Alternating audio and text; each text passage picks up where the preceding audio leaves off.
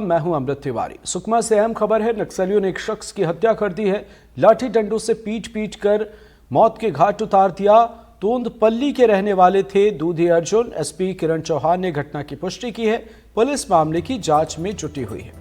तो अहम खबर आपको बता रहे हैं। सुरक्षा बलों की लगातार कार्रवाई से बौखलाए नक्सली अब आम लोगों पर अपना गुस्सा उतार रहे हैं। सुकमा में नक्सलियों ने एक शख्स की हत्या कर दी। नक्सलियों ने जन अदालत लगाकर शख्स को लाठी डंडों से पीट कर मार डाला। मृतक का नाम दूधी अर्जुन है और वो गोंदपल्ली का रहने वाला था। सुकमा एसपी ने घटना की पुष्टि की है।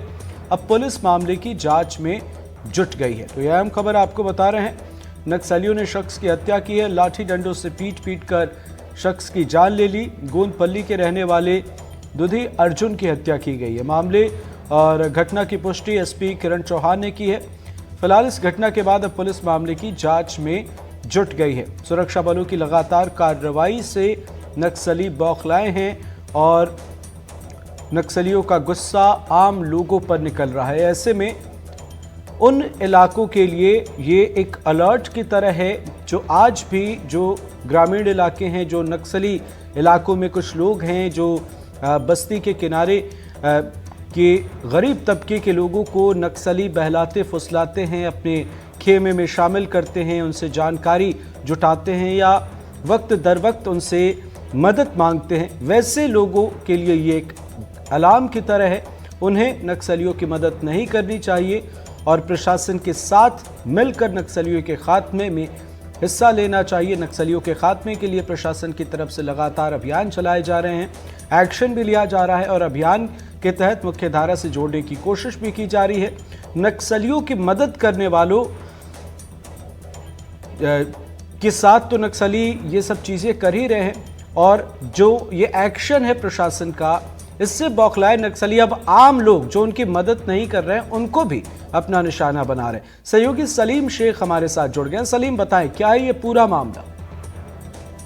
देखिए, शिक्षा दूधी अर्जुन की माओवादियों ने एक जन अदालत लगाकर उसकी हत्या कर दी है और हत्या करने के बाद शव को गांव के पास ही फेंक दिया था और ग्रामीणों में इतना दहशत था कि उसका अंतिम संस्कार भी कल नहीं कर पाए, जो आज शाम को उसका अंतिम संस्कार किया गया है। तो आप समझ सकते हैं कि माओवादियों की जो बौखलाहट है किस कदर हावी है और किस तरह से एक आम जनता पर अब निशाना बनाने के लिए आतुर हो गए हैं।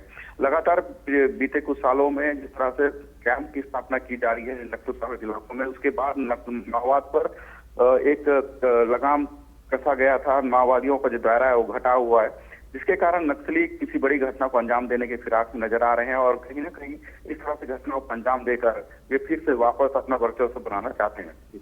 बिल्कुल सलीम, क्या कोई जानकारी मिल पाई है इस मासूम दूधी अर्जुन की हत्या के पीछे की क्या वजह जन अदालत उन्होंने लगाई है, क्या वजह बताया है, किस वजह से इस एक ग्रामीण को निशाना बनाया गया?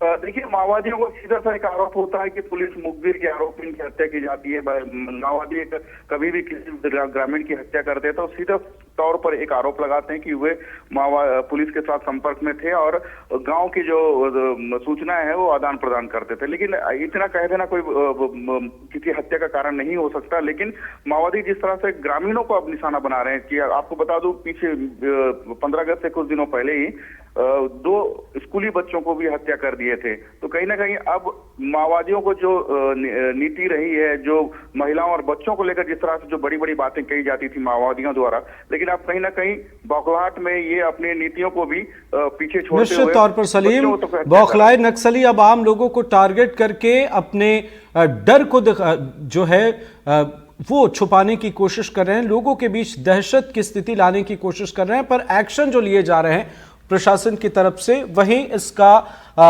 इलाज भी एक तरह से और अभियान भी चलाया जा रहा है। सलीम, आप हमारे साथ जुड़े रहें। नक्सलियों की एक कायराना हरकत सामने आई है।